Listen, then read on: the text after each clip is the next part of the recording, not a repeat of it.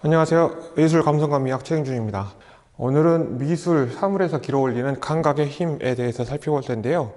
우리 교재에서 미술을 사물과 개념을 아울러 녹여내는 지독한 감각의 세계라고 표현하고 있는데요. 그 말이 이해는 쉽지 않을 것 같습니다. 그래서 오늘은 거기에 대해서 살펴보고요. 그리고 원근법적 이론적 세계관과 거기에 대항하는 세잔으로부터 시작하는 다시점, 그리고 차이를 강조하는 다시점, 그리고 다시점 혹은 다원적 원근법에 대해서 살펴보도록 하겠습니다. 먼저 우리 사과라는 사물에 대해서 살펴보죠. 그래서 사과라는 사물들이 이렇게 있겠죠. 여러분들이 경험했던 사과라는 사물이 쭉 있을 텐데, 여러분들이 경험하는 사물들은 처음에는 감각으로 우리에게 접근합니다. 그래서 사과를 먹어보고 또 이런저런 사과들을 썩고 마른 사과들을 볼 수가 있겠죠. 또 실제로 사과 농장에 가서 보면 사과의 크기는 이렇게나 다양합니다. 근데 우리들은 이제 주로 상품화된 그런 사과들을 보고 있을 텐데요. 상품화되기 전에 사과들, 또 사과라는 어떤 그 명칭 속에, 개념 속에 포괄되는 사과들은 우리가 생각하는 것보다 훨씬 더 스펙트럼이 다양할 것 같습니다. 그래서 하나의 사물로서의 사과는 우리의 감각을 통해서 우리에게 감각을 통해서 우리가 경험할 수 있고요. 그런데 인간은 동물은 이런 사물을 감각의 세계에서만 경험하겠죠. 그런데 인간은 이러한 사물을 개념까지 추상화시킵니다. 개념까지 추상화시켜서 이쪽 끝에 사물에 대한 감각의 세계가 있다면 그 감각의 세계를 쭉 추상화시켜서 여기에 개념의 세계가 있다고 할 수 있겠습니다. 그래서 미술이라는 것은, 우리 교재의 내용에 따르면 미술이라는 것은 이런 사물로부터 우리가 감각하는 것, 그리고 사물을 개념화하는 것, 이 사이에서 있는 감각의 세계라고 표현하고 있는데요. 감각의 세계라는 말은 우리 발표자도 서두에 이야기했던 것처럼 예술작품이라는 것은 기본적으로 감각적으로 우리에게 경험되는 거고, 그 감각을 제거했을 때는 아무것도 없어지거든요. 회화도 마찬가지죠. 물감과 캔버스가 없다면, 또 조소도 찰흙과 돌이 없다면, 또 다른 음악도 이 감각적인 공기의 울림이 없다면 우리에게 전달되지 않을 겁니다. 또 가장 추상적인 예술이라고 할 수 있는 문학도 우리가 그 글씨만을 읽는 것이 아니라 그 글씨가 표상하는, 그래서 글씨가 불러일으키는 우리의 표상, 그래서 표상은 개념보다는 좀 더 감각적인 거거든요. 그래서 모든 예술 작품은 감각적인 것으로 우리가 경험하기 때문에 기본적으로 감각의 세계라고 할 수 있겠습니다. 그렇지만 이런 구체적인 사물의 세계는 아니죠. 그 사물로부터 감각한 거고, 감각과 그 추상 사이에서 미술의 스펙트럼이 펼쳐진다고 할 수 있겠습니다. 그래서 우리는 이런 다양한 사물들을 경험하고요. 그 사물들을 경험한 것을 중에 가장 이상적인 것, 그러니까 이 사물에 대한 직접 경험보다는 좀 더 추상화되어 있는 그런 사과를 우리가 아름답다, 예쁘다, 혹은 상품성이 있다 라고 표현할 수 있겠죠. 그래서 전에 제가 아름다움, 사람의 외모에 대해서, 특히 얼굴에 대해서, 아름다움에 대해서 이야기하면서 그 인간의 모든 사례들을 조사해 보면 그게 정상분포 곡선을 그리고, 그 정상분포 곡선의 각각의 특징들의 가운데 위치한 그러니까 우리가 언어를 사용하기 위해서, 인간이라는 언어를 사용하기 위해서 인간인 것과 아닌 것 사이를 구별하는 게 아니라 가장 인간성의 정점의 형태를 이념상으로 형성하면서 그것과 비교하면서 개체들을 본다는 거죠. 그리고 그 개체와 우리의 이념상이 일치할 때 우리는 그것을 아름답다 혹은 이상화되어 있다라고 표현할 수 있는 겁니다. 그래서 인간에서도 그런 것처럼 사과에서도 마찬가지로 이상화되어 있는 사과가 상품성 있는 사과, 예쁜 사과, 먹고 싶은 사과가 될 수 있겠죠. 그런데 이런 감각적인 것은 또 한편으로는 이성화되기도 하지만 이렇게 감정화되기도 합니다. 감정화. 그러니까 저는 사실은 이거는 토마토 축제에 관련된 건데요. 사실은 강호동이 사과를 이렇게 그 괴력으로 그 어떤 감정을 표현하면서 찌그러뜨리고 있는 것, 이것을 사례로 제시하고 싶었는데요. 우리의 어떤 사물에 대한 감각은 감정과 연결되기 시작합니다. 그래서 어떤 감정을 표현하는 것이, 사과를 매개로 감정을 표현하는 것이 또 미술에서 하나의 세계라고 할 수 있겠고요. 또 이것은 황금 사과입니다.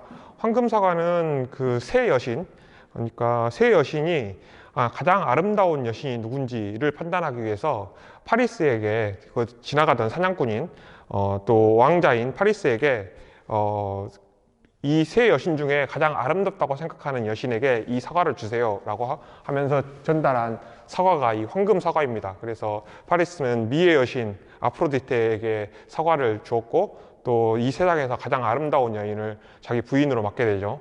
그런데 그 가장 아름다운 여인인 헬레나가 이미 부인이어서 그 트로이 전쟁이 일어나게 되는 그런 시작에 있는 것이죠. 그러니까 우리는 이 황금 사과를 볼 때 이 사과만을 감각하는 것이 아니라 이 사과와 관련된 이야기를 떠올리게 됩니다. 그래서 파리스의 심판, 그리고 트로이의 목마, 또 트로이 전쟁 등을 우리가 뭐 아가멤논이랄지 또 아킬레우스 등을 떠올리게 됩니다. 또 황금 사과뿐만이 아니죠. 예를 들면 뉴턴의 사과다, 또 뉴턴의 사과다, 그럼 우리가 만류 인력을 떠올리게 되고요. 또 아담의 사과, 그러면은 원죄를 떠올리게 되고요. 또 우리가 그런 원죄 때문에 욕구와 금지 사이에서, 또 해야 할 것과 해야 하는 것 사이에서 계속 방황하는 삶을 살고 있는 인간의 숙명을 떠올릴 수도 있을 것 같습니다. 아담의 사과를 통해서요. 또 뭐 애플의 사과를 떠올릴 수도 있겠죠. 애플의 사과를 떠올릴 수도 있겠고, 또 애플이 그 사과 이름을 애플이라는 이름을 짓게 될 시기에 스티브 잡스가 계속 인도의 어떤 철학에 빠져 있었고, 그래서 육식을 피하고 생식 중에서 사과만을 계속 먹었던 이런 것들과도 연관지어서 생각해 볼 수 있을 것 같습니다. 그래서 사과는 감각되는 것 혹은 감정과 매개되는 것 뿐만이 아니라 수많은 이야기, 즉 담론들과 연계되어 있다는 점에서 이 파리스 황금 사과를 생각해 볼 수도 있을 것 같습니다. 그리고 끝으로는 이제 도식화인데요. 그러니까 감각이라는 것은 양적으로는 감각의 데이터로 보면 이쪽이 아주 풍부하고 많습니다. 아주 풍부하고 많고, 그러니까 달고 짜고 쓰고 썩었고, 또 제가 지금 언어로 표현하고 있지만 여러분들이 정말 사과를 한 입 베어 물었을 때 여러분들의 감각을 울리는 그 수많은 내용들, 말로 표현할 수 없는 그 내용들이 지금 여기에 있는 것이죠. 그래서 여기 양쪽으로는 훨씬 많은 경험의 차이들을 여기서 가지고 있습니다. 그런데 점점 이쪽으로 갈수록 추상화되고 단순화되거든요. 그래서 우리가 사과라는 개념 속에 이 많은 경험들을 다 쓸어 담으려고 하는 거죠. 물론 사과라는 개념을 봤을 때 그 수많은 감각의 차이들이 드러나는 건 아닙니다.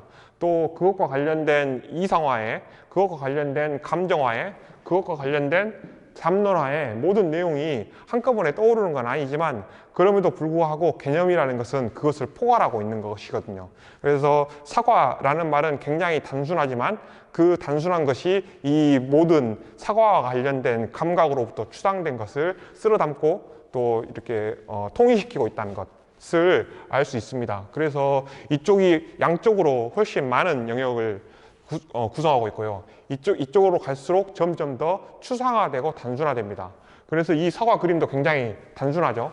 여러분들이 경험한 모든 사과들 중에 이렇게 생긴 사과는 없습니다. 이렇게 생긴 사과는 없는데, 만약 이파리 없다고 생각해도 우리가 아주 단순하게 이런 형태를 그려도 사람들이 이걸 사과라고 말하거든요. 이렇게 생긴 사과는 하나도 없지만, 전에 제가 안경과 관련돼서도 안경도 이렇게 생긴, 그러니까 우리가 추상적으로 안경을 한번 그려보면 굉장히 단순화되어 있는 이런 안경을 그리거든요. 즉 렌즈가 2개 있고 코골이가 있고 귀걸이가 있는 그런 안경을 그리게 되는데, 그게 바로 굉장히 단순화되어 있는 그런 안경이라고 할 수 있고, 여러분들이 이 세계를 강하게 머릿속에 가지고 있을수록 이 세계를 그리는 것은 점점 어렵게 됩니다. 전에 저희가 실제 그림을 그리면서, 손을 그리면서 또 에레미야를 거꾸로 뒤집어서 그려보면서 우리가 체험할 수 있었는데요. 그럼에도 불구하고 이런 단순성의 예술이 좀 수준 낮은 예술인 것은 아닙니다. 그러니까 이런 단순성을, 즉 어떤 사과라는 사물의 세계가 사과라는 추상적 개념이 되기 직전에 있는 이런 단순한 그림들도 나름대로 다른 세계가 있는 거예요. 다른 세계가 있어서 그 다른 세계를 표현하는 게 또 미술에서 중요한 영역이라고 할 수 있겠습니다. 그래서 어떤 사과라는 사물, 그 사물과 관련된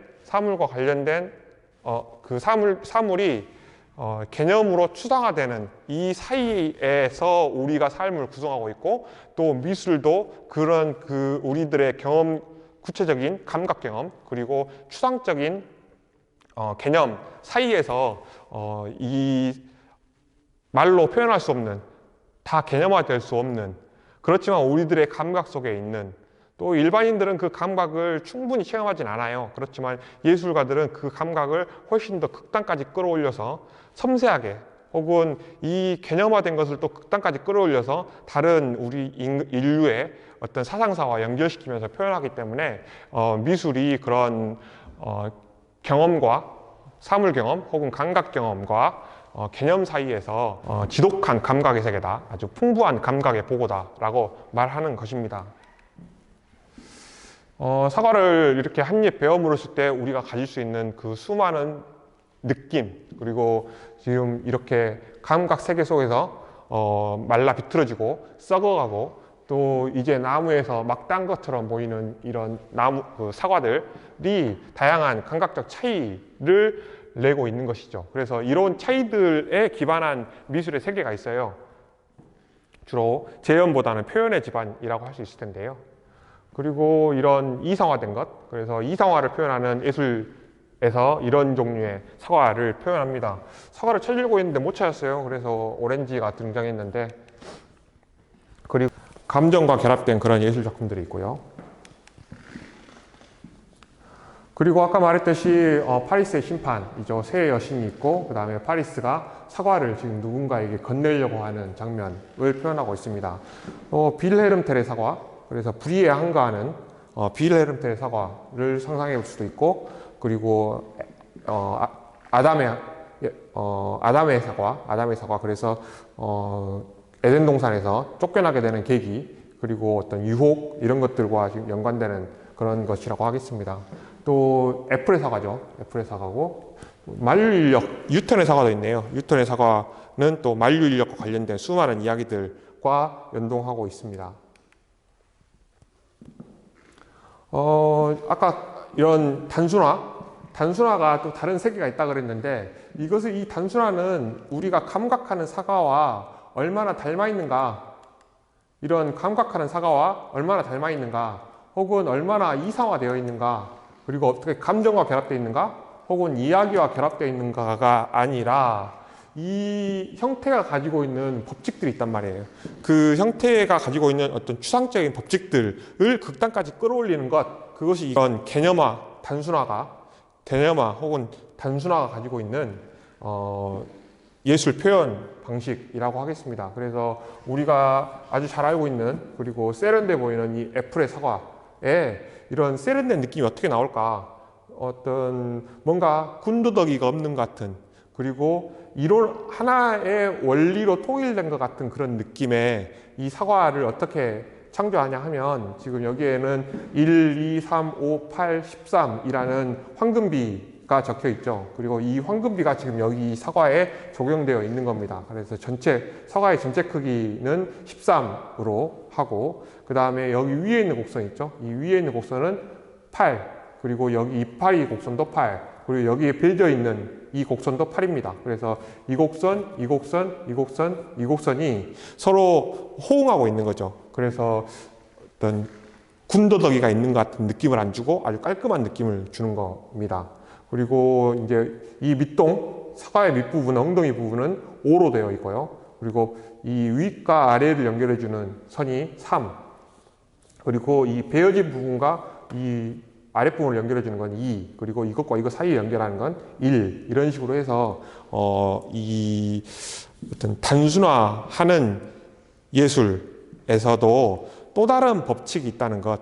그것이, 그 기준이 사물, 실제의 사물과 비슷하거나 혹은 어떤 감정과 결합하거나 혹은 담론과 결합하는 건 아니지만 이 단순한 형태 자체가 가지고 있는 어떤 추상성, 그 추상성이 가지고 있는 추상성이 우리에게 주는 또 다른 느낌들을 섬세하게 조직하는 것, 이것이 단순화를 전략으로 삼는 예술의 특징이라고 하겠습니다.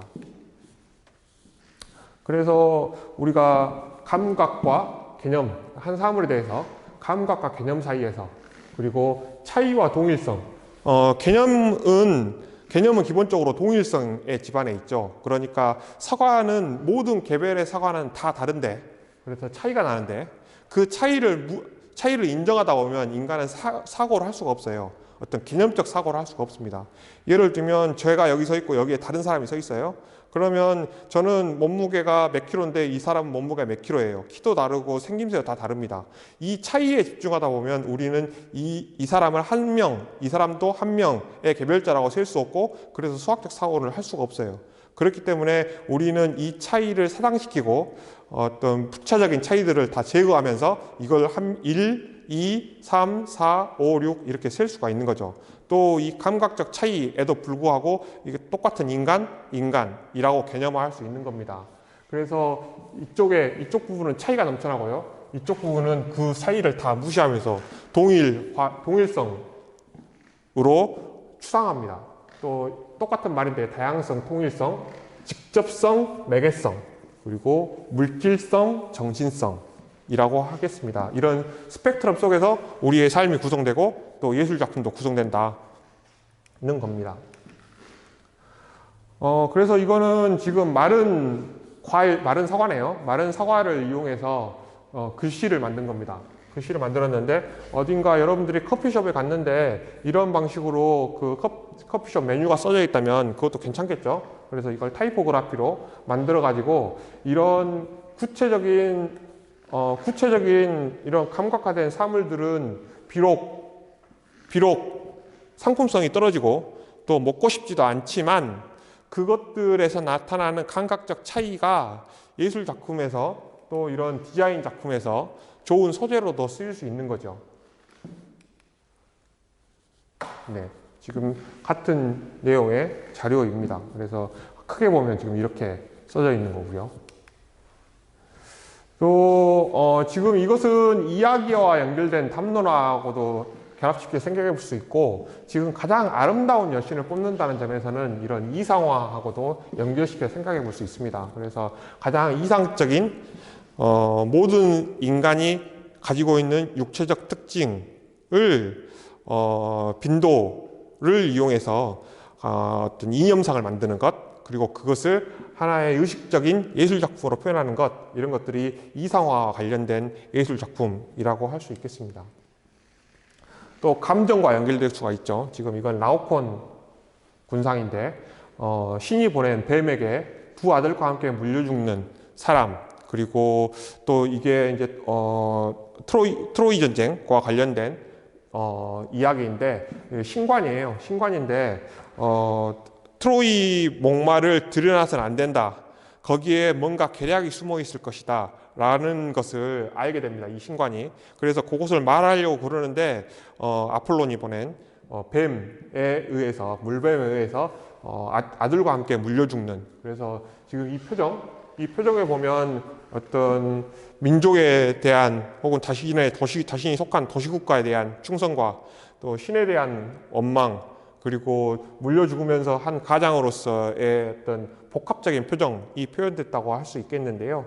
그리고 그 조각적인 표현 방식이랄지 화면의 그 신체의 구성이랄지 아주 높은 수준의 예술 작품이라고 할 수 있겠습니다. 그래서 요거는 감정과 연결된 예시로 한번 가져와 봤고요. 이것은 지금 여기는 신이고요. 신이고 여기는 아담입니다. 그리고 여기에 이브고요. 그리고 여기에 뱀이 있네요. 뱀. 그래서 너 왜 이렇게 손가락질을 하면서 왜 너 숨는 거지? 그러니까 아담이 또 손가락질을 하면서 이브가 이브 때문에 그래요. 핑계를 대고 있죠. 그 다음에 이브는 뱀 때문에 그래요. 그러면서 지금 선악과와 관련된 성경의 이야기를 표현하고 있는데 마치 그 한편의 예술 작품이지만 마치 성경의 텍스트를 그대로 읽는 것 같은 느낌을 갖게 만들죠. 이러한 종류의 작품이 담론화하고 결합된 것이라고 하겠습니다. 이거는 이제 이건 세잔의 작품인데요. 이건 피카소의 작품이고요. 그래서 굉장히 단순하죠. 이거는 그래도 세잔 그림 중에는 그래도 조금 더 사실적으로 그려진 그림이라고 할 수 있겠는데요. 기본적으로는 단순화시켜서 작품을 그리고 있습니다. 그래서 이 단순화에도 전혀 다른 또 다른 문법들이 있는데 전혀 다른 또 다른 문법들이 있다고 할 수 있겠습니다. 그래서 여기에서 나타난 어떤 복잡성, 여기에서 나타난 이거보다는 좀 덜 복잡한 무엇, 그리고 이 무채색과 이쪽에 있는 색깔이 있는 것들이 서로 결합되는 방식. 그래서 이런 천으로 하나의 드레스를 만들어도, 원피스를 만들어도 아주 좋을 것 같은, 그래서 이 각각의 어떤 요소들이 이게 전구고, 전등 가시고, 사과고, 어떤 물잔이라고 해야 하나요? 어떤 식기라고 해야겠네요. 식기인 것이 아니라, 일뿐만 아니라, 그거보다 더 중요한 것이 이 화면 전체적으로, 이 화면이 가지고 있는 어떤 하나의 점, 선, 면으로서 어떤 가치, 그것들이 조직하는 방식이 더 중요한 게 이 단순화에 관련된 거라고 하겠습니다. 이거는 이사와 관련된 설명인데요. 아까 이렇게 수많은 인간들이 있고, 그 수많은 인간들에서 우리에게 익숙한 형상, 그래서 인간의 이념상이 생겨난다는 것이고요. 이거는 담론과 주로 연결된 겁니다. 이것도 아까 아담과 이브의 추방에 관련된 거고요. 이거는 메두사호의 뗏목이라는 작품인데, 배가 난파해서 조난당했는데 거기에서 살아남은 사람들이 뗏목을 만들어가지고 표류하고 있는 그런 장면에 대한, 그러니까 사건과 연결된, 그래서 담론과 연결된, 그리고 이거는 혁명을 이끄는 자유여신, 그래서 프랑스의 혁명과 관련된 그런 작품이라고 하겠습니다. 이런 거 이것도 피카소의 작품인데요. 역시 단순화. 이거는 한 초등학생의 작품, 초등학생도 아닌 것 같아요. 한 아이의 작품인데 이 작품이 리얼하다고 볼 수는 없겠죠. 이 작품이 우리가 경험하는 인간이라고 할 수는 없겠죠. 목도 없거나 두껍고 팔, 다리들이 이렇게 그려져 있습니다. 그렇지만 이 화면 안에서 이 주제가 완벽한 균형을 이루고 있어요. 완벽한 균형을 이루고 있어서, 그래서 지금 이쪽에는 이런 사각형 형태가 있고 이쪽에는 십자가 나무 같은 형태들이 많이 있죠. 그리고 삥 둘러서 빈 공간들을 다 채우고 있고, 화면에 정확하게 중앙에 위치해 있으면서 얼굴은 오른쪽이 좀 더 무겁죠. 기울어 있고, 이쪽이 더 머리카락도 크고 다 크고 무겁단 말이죠. 기울어 있고 이렇게. 그런데 팔은 이쪽으로 기울어 있죠. 그러니까 몸통은 왼쪽으로, 얼굴은 오른쪽으로 치우쳐져 있으면서 이 전체적으로 화면의 균형을 이루고 있는 걸 알 수 있습니다. 그래서 여러분들도 뭔가를 리얼하게 그려야 되겠다는 생각을 접는 순간 이 화면의 균형에 대한 또 다른 감각이 생겨나거든요. 그래서 아이들은 아직 이걸 리얼하게 그려야 되겠다는 생각을 하지 않기 때문에 이런 단순화된 형태를 균형감 있게 그리는 것이라고 할 수 있겠습니다.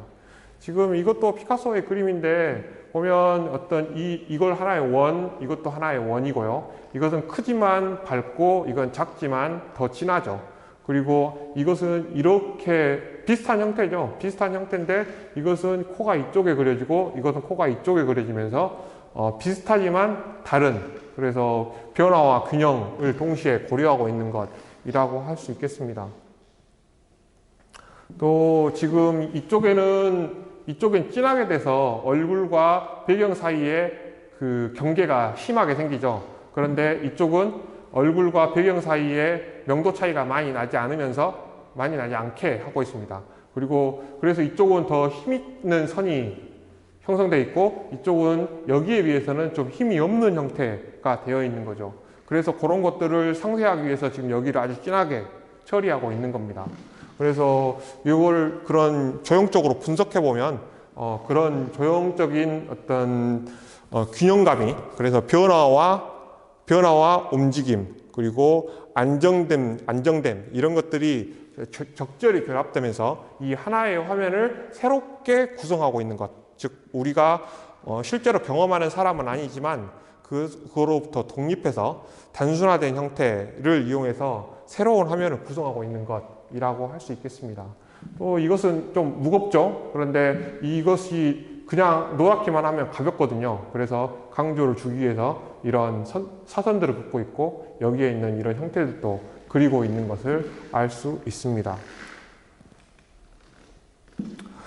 여기까지가 이제 미술이 사물과 개념 사이에서, 그래서 우리가 경험하는 사물의 감각에서 또 우리가 그로부터 추상하는 사물에 대한 개념 사이에서 스펙트럼 속에서 그 미술이 다양한 변화를 추구하는 감각적인 것이다 라는 거에 대해서 설명했고요.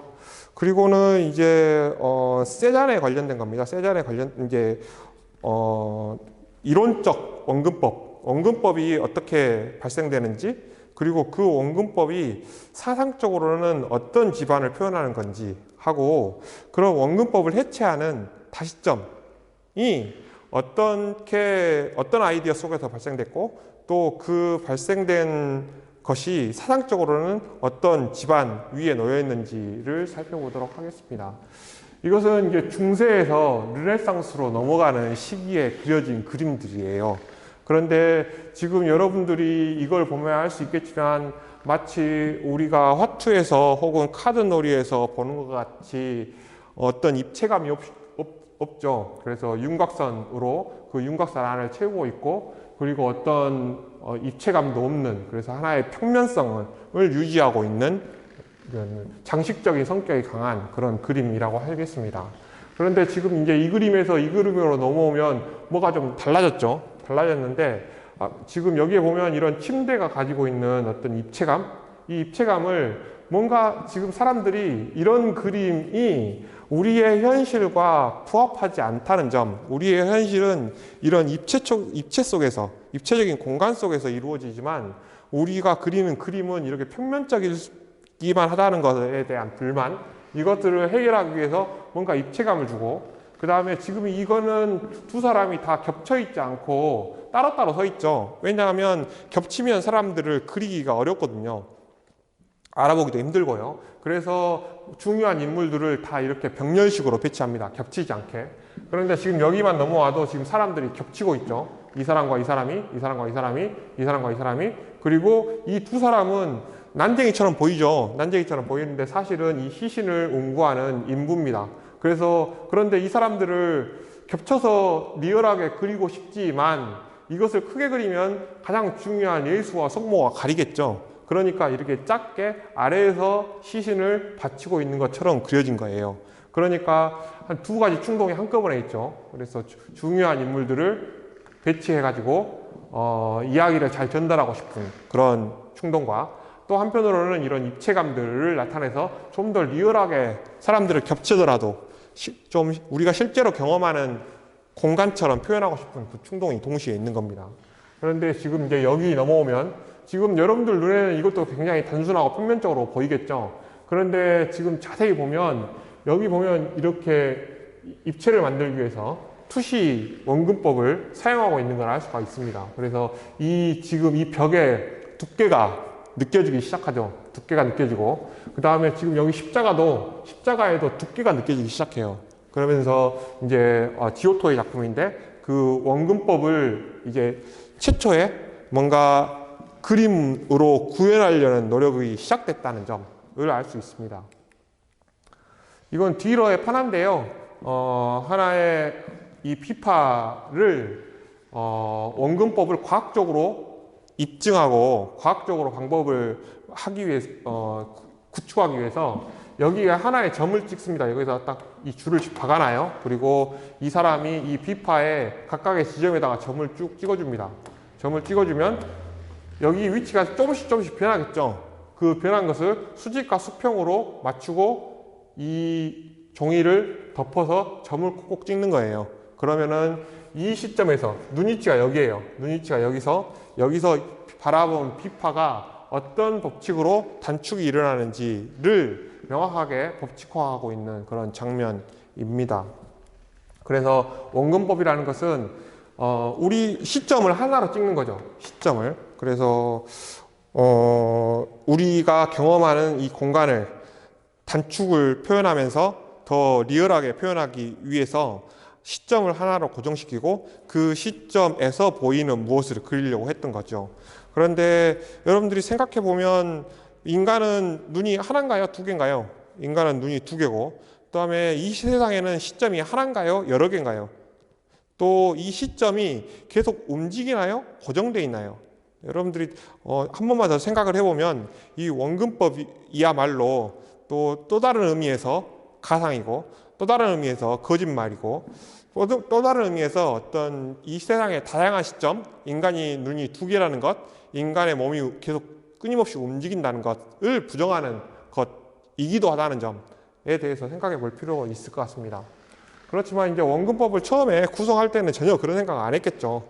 이러한 새로운 미술이라는 것이 그저 감각적 기술이 아니라 학문화될 수 있는 법칙을 가지고 있다는 것, 그리고 그 중요한 법칙 중에 하나가 원근법, 다른 하나는 해부학입니다. 그래서 해부학과 원근법으로 좀 수준 낮은 사회적 지위를 가지고 있던 장인 혹은 예술가 장인의 위치가 학자로 승격하는 그런 지점에 있었거든요. 그래서 이제 르네상스 이후에 그런 원근법이 체계화되기 시작합니다. 그리고 지금 이것은 카메라 옵스큐라에 관련된 건데요. 카메라 옵스큐라도 역시 이 삼라만상을 이 하나의 점, 즉 여기에 찍혀 있는 이 점, 사람의 시점을 통해서 다시 작게 반영하고, 그 반영한 것을 지금 반영한 것은 거꾸로 보여지거든요. 그 거꾸로 보여진 것을 보고 어떤 작가가 그림을 그리고 있는 그런 장면입니다. 그래서 우리가 지금 흔히 사용하는 카메라의 원천 기술이기도 하고요. 지금 여기 보면 지금 여기가 소실점이고, 이 소실점 앞에 관찰자의 눈이 있습니다. 그래서 지금 여기에서 이 소실점에 관찰자의 눈이 설정되어 있고, 그 눈에서 본 세계를 지금 구성하고 있는 겁니다. 그래서 이게 레오나르도 다빈치의 스케치인데요. 건물도 말들도 전쟁하고 있는 기사들도 이 하나의 점으로 수렴되는 것입니다. 그래서 이 세상의 어떤 공간 법칙, 공간이 하나의 지면에 표현되는 이론적인 시점을 찍은 자의 어떤 자부심, 혹은 그것을 발견한 미술의 자부심, 이런 것들을 한번 상상해 보세요. 모든 것이 컴퍼스의 중앙점처럼 이 세상의 삼라만상이 그 중앙 지점을 통해서 법칙화되는 무엇을 발견했을 때 정말 이 사람들의 어떤 흥분이라는 것은 감출 수 없을 것이었습니다. 이건 베로키오의 작품인데요. 이 베로키오의 지금 이 세례 요한이 예수에게 세례를 주고 있는 장면입니다. 그리고 지금 여기에 있는 천사는 레오나르도 다빈치가 그린 걸로 유명하죠. 그러니까 베로키오 공방에서 레오나르도 다빈치가 수련을 받았거든요. 그랬는데 이제 그 베로키오가 중요한 지점들을 그리고 조수들이 이제 중요하지 않은 지점을 그렸어요. 근데 이제 레오나르도 다빈치가 이 그린 천사를 베로키오가 보고 더 이상 나한테 배울 게 없다라고 했다는 그 일화로 유명한 작품입니다. 그런데 지금 이 작품은 원근법도 원근법이지만 지금 여기 보면 비둘기가 있고 그 위에 손이 있죠. 여기 내수가 있고요. 그러니까 저기는 성부, 성령, 성자가 있는 겁니다. 그리고 지금 여기로부터 빛이 나오고 이 세계가 구성되어 있는 걸 보여주는 거거든요. 그러니까 아까는 원근법의 하나의 시점이었던 것이 이 그림에서는 이 삼라만상의 주제자이자 창조자인 신이 이 세상을 지금 원근법적으로 수렴하고 있는 그런 기념비적인 작품이라고 할 수 있겠습니다. 그래서 우리가 회화에서 원근법이라는 것은 하나의 회화 기법이기만 한 게 아니라 하나의 세계관인 겁니다. 여러분들은 이 세상을 지배하는 하나의 원리 또는 법칙이 있다고 생각하세요? 아니면 다양한 원리와 법칙들이 서로 중첩되어 있다고 생각합니까? 그래서 전자라고 믿는 사람들은 이 세상의 하나의 원리와 법칙을 찾기 위해서 학문이든 종교든 투신하겠죠. 그런데 이 세상은 그런 게 아니라 다양한 법칙들이 서로 중첩되어 있다라고 생각하는 사람은 이 세상에서 하나의 법칙을 찾기보다는 다양한 법칙들 또 그것들이 불협화하는 지점들을 찾아 나서겠죠. 그래서 그 자세 때문에 어떤 예술이든 학문이든 종교든 추구하는 방식이 달라지는 겁니다. 이거는 이제 원근법에서 아주 기념비적인 작품인데요. 지금 여기는 벽이고 여기에 있는 것은 그려져 있는 것은 벽화입니다.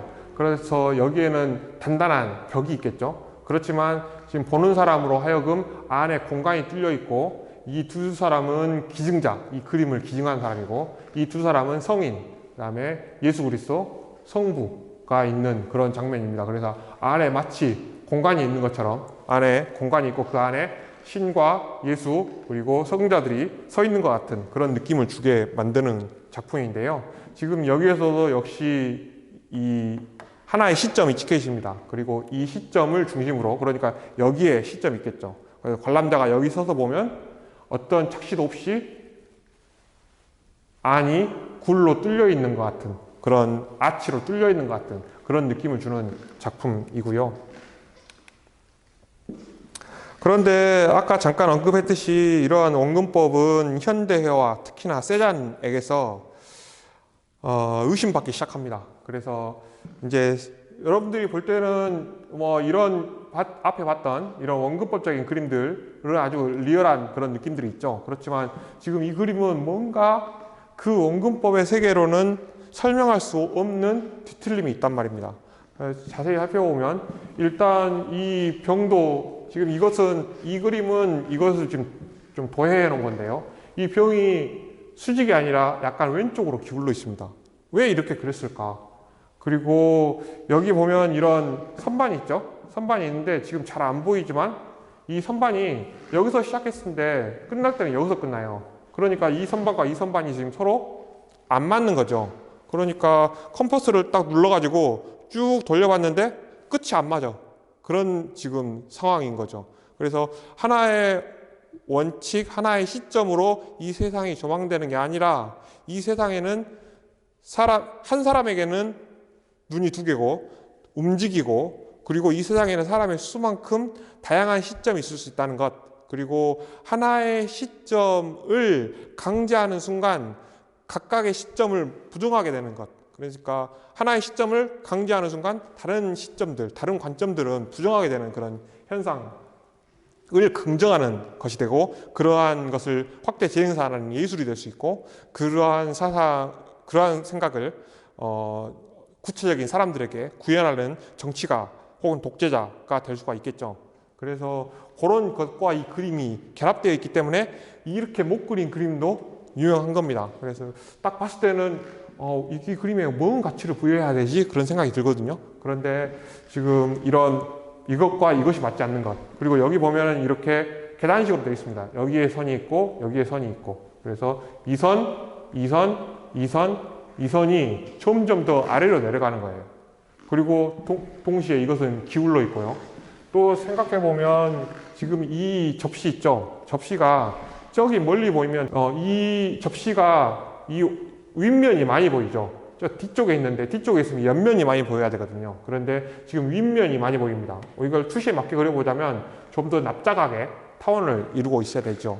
또 아까 이것과 이것이 맞지 않은 것처럼 여기 이 선과 이 선도 맞지 않습니다.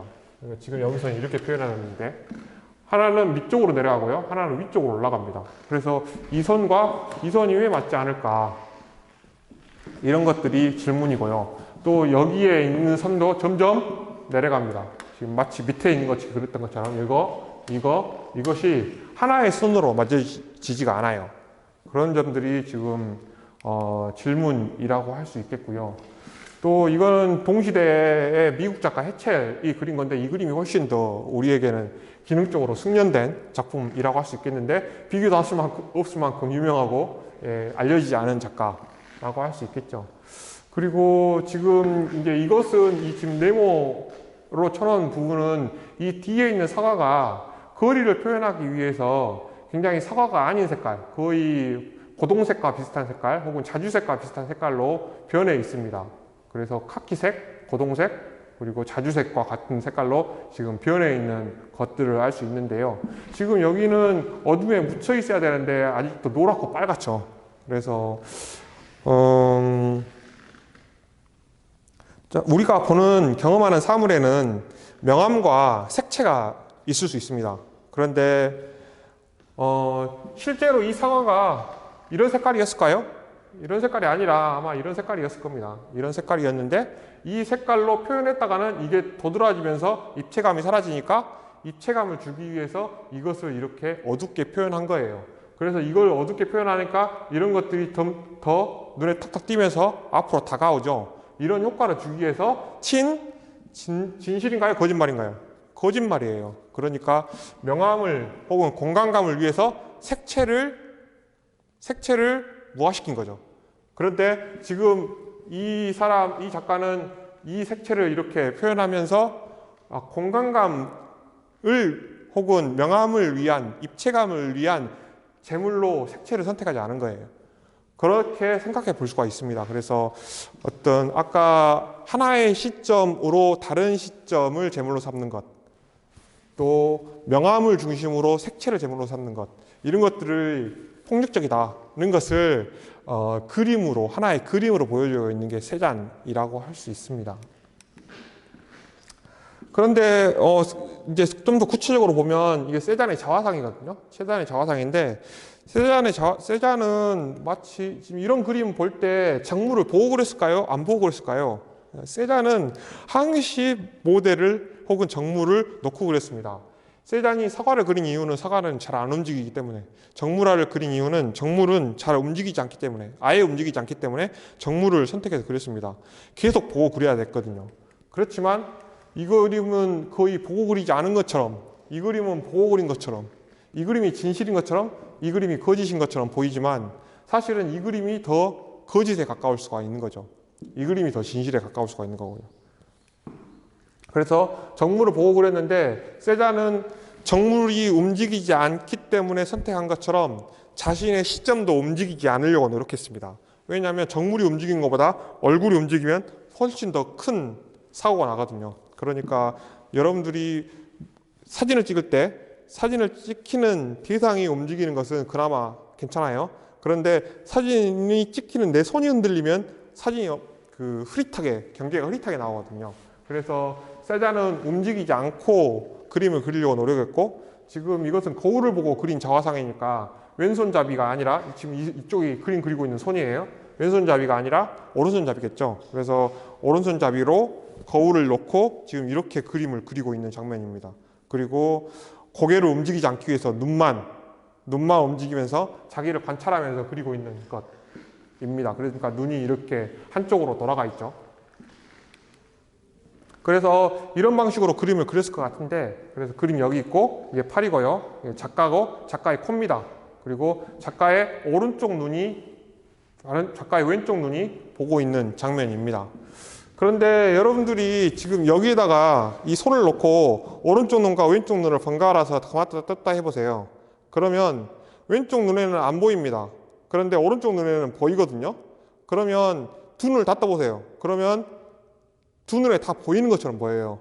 왜냐하면 우리가 뇌에서 시각 정보를 통일할 때 보다 더 넓은 시야를 갖기 위해서 이 눈에는 안 보이지만 그것을 제거하고 이 눈에 보이는 것을 중심으로 통일시키기 때문입니다. 그래서 우리가 중앙을 볼 때는 두 개의 눈이 어느 정도 비슷하게 관여를 하고, 또 이것들도 차이가 있어요. 차이가 있지만 그것을 통일시키거든요. 그런데 이쪽에 있는 것은 오른쪽 눈을, 이쪽에 있는 것은 왼쪽 눈을 중심으로 통일을 시켜요. 그래서 여러분들이 오른쪽 눈과 왼쪽 눈에서 들어오는 정보가 다르다는 것을 경험해 보시려면 지금 당장 오른쪽 눈과 왼쪽 눈을 번갈아서 떴다 감았다 해보세요. 그러면 똑같은 게 들어온 게 아니라 미세하게 다른 것이 들어옵니다. 그래서 올라갔다 내려갔다 이런 식으로 보이거든요. 그런데 지금 우리가 두 눈을 다 뜨고 있을 때는 이게 올라갔다 내려갔다 하는 게 아니라 하나로 통일돼서 보이는 거거든요. 그래서 우리가 서로 다른 감각을 가지고 있음에도 불구하고 이것을 통일시켜서 하나로 감각한다는 것을 알 수 있습니다. 간단한 실험으로도 우리의 눈이 서로 다른 정보를 받아들인다는 것을 알 수 있는데요. 세자는 그림을 그릴 때 A 쪽에 있는 그런 선반이나 정물을 볼 때는 이 두 눈이 중앙에 있기 때문에 어느 정도 유사한 형태를 봤을 거예요. 그런데 얘가 이쪽으로 갈수록 왼쪽 눈을 중심으로 통일하기 때문에 오른쪽 눈을 중심으로 통일하던 A에서 보이는 형태와 B에서 보이는 형태의 미세하게 다름을 파악했을 겁니다. 그리고 그 높이의 그 미세하게 다른 차이는 사실은 얼굴 기울기에 따라서 결정돼요. 그래서 여러분들이 딱 중앙에서 오른쪽 눈과 왼쪽 눈을 떴다 감았다 해보면 차이가 조금 있거든요. 그런데 약간 고개를 돌리잖아요. 그럼 더 많이 생기기도 하고 반대쪽으로 하면 반대로 생기기도 합니다. 그리고 수직선도 마찬가지예요. 수직선도 내 얼굴의 기울기에 따라서 오른쪽 눈과 왼쪽 눈에 다른 정보가 들어온다는 것을 알 수 있습니다. 저는 이제 세잔이 그런 자신이 경험하는 경험들에서조차 한 사람의 유기체에게서조차 감각이 다를 수 있다는 것.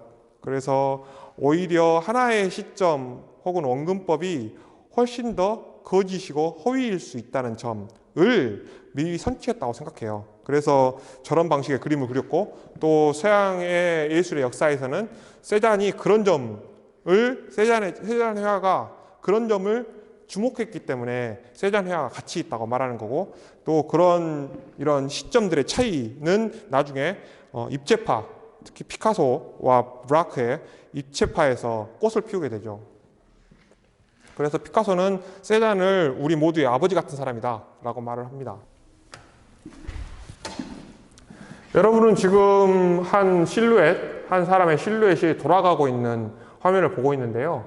여러분들 눈에는 지금 이게 시계 방향으로 돌아가고 있습니까? 이렇게 시계 방향으로 돌아가고 있습니까? 아니면 반시계 방향으로 돌아가고 있습니까?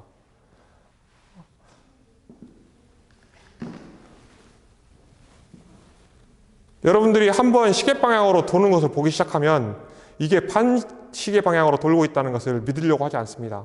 또는 여러분들이 처음에 이게 반시계 방향으로 돌고 있다고 생각했던 사람은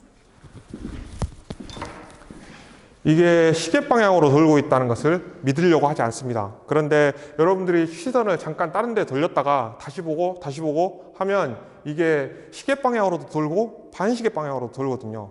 그래서 우리가 사실은 똑같은 걸 경험했죠. 똑같은 화면을 경험했는데 그럼에도 불구하고 인간은 자기의 입장과 또 보는 방식에 따라서 전혀 다른 것을 볼 수 있습니다. 그 중에 힘 있는 사람 혹은 돈 있는 사람, 권력 있는 사람이 자기의 입장을 자기가 보는 것을 맞닥하고 나머지는 그르다고 한다면 그것도 폭력적인 일이 될 수 있을 것 같은데요. 원근법이라는 것은 그것을 하나의 시점만 맞닥하고 나머지 시점들을 부정하는 그런 회화적 방식이고 또 그것은 우리의 사상사하고도 연결된다고 할 수 있겠습니다. 그런데 세잔으로부터 우리가 이 세상에 다양한 시점이 존재할 수 있고 그 다양한 시점을 인정하다 보면 세상이 조화롭고 일원화되겠어요? 아니면 혼란스럽고 다원화되겠어요? 다원화되면서 혼란스러워집니다. 그런데 그 다원화되고 혼란스러운 것을 인정할수록 좀 더 자유가 확대되고 폭력이 최소화되는 사회가 될 수가 있다. 그 자유와 혼란을 인정하는 게 보다 더 나은 인간의 길이다 라고 생각하는 게 우리 예술가, 현대예술가 또 사상사가 지향하고 있는 점이라고 할 수 있겠습니다. 오늘은 사물과 개념 그리고 그 사물을 경험하는 감각과 그것을 사고할 수 있도록 추상화하는 개념 사이에 그 스펙트럼 속에서 우리가 살고 있다는 것, 그리고 예술 작품은 그것을 아주 풍부하게 감각적으로 표현하고 있다는 것에 대해서 알아봤고요. 또 그런 사례 중에 하나라고 할 수 있겠죠. 그래서 그 사례 중에 하나로 어떤 평면적인 중세 회화를 입체적인 회화로 만들기 위해서 이론적 원근법을 구성하는 그 시점에 있었던 작가들을 몇몇 살펴봤고요. 또 그러한 이론적 원근법도 역시 또 다른 방식의 거짓이다라고 생각하면서 이 세상에 사람의 수만큼 많은 관점이, 이 세상에 존재하는 명암, 색채, 형태, 또 바람, 시간이라는 수많은 다양한 관점과 변수들이 서로 다를 수 있다는 것, 그리고 서로 일치하지 않는다는 것, 오히려 그 일치가 폭력이라는 것, 그리고 정치적으로는 독재라는 것을 표현하는 것에 대해서 살펴봤습니다. 감사합니다.